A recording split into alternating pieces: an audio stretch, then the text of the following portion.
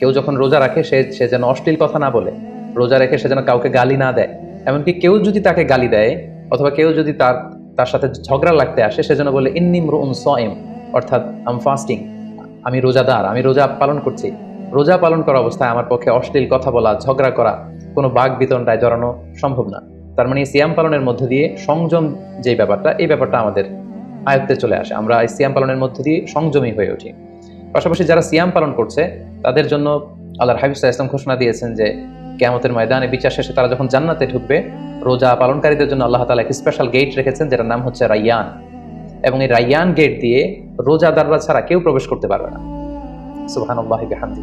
আর একবার এই রাইয়ান দরজা দিয়ে যে ব্যক্তি ঢোকার সুযোগ পাবে জান্নাতে, he will never be thirsty again.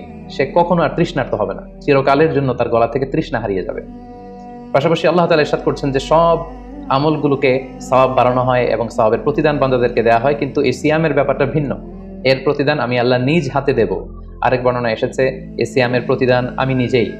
আমরা যদি একটু খেয়াল করে দেখি যে রমাদানুল মুবারাকে আমরা যত নেক আমল করছি বা সৎকর্ম করছি, এগুলোর সওয়াবগুলোকে কিন্তু জ্যামিতিক হারে বাড়ানো হয়।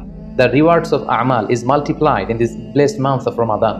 এ মাসে আমরা একটা নফল ইবাদত করলে সেটা ফরজের সমান সওয়াব দেওয়া হচ্ছে।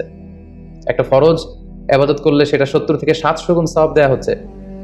এ মাসে উমরা করলে সেটা হজের সমান সওয়াব দেওয়া হচ্ছে। অর্থাৎ অন্যান্য মাসে আমরা যদি নেক আমল করি তাহলে সেটার সওয়াবকে বাড়ানো হয় গাণিতিক হারে, কিন্তু রমাদানুল মুবারাকে কোনো নেক আমল করলে এর সওয়াবকে বাড়ানো হয় জ্যামিতিক হারে। এটাকে মান্থ অফ স্পেশাল অফার বলা হয়, বিশেষ অফারের মাস। আল্লাহ তাআলা চেয়েছেন যে বিশেষ অফার দিয়ে আমাদেরকে ইবাদতের প্রতি আগ্রহী করে তোলে, আকৃষ্ট করে তোলে। তিনি যেন আমাদের গুনাহগুলোকে ক্ষমা করে দিয়ে আমাদেরকে পাপ মুক্ত বান্দা হিসেবে স্বীকৃতি দিতে পারেন, তার একটা কেমন যেন আয়োজন তিনি করে থাকেন আমাদের জন্য পবিত্র মাহে রমাদানে।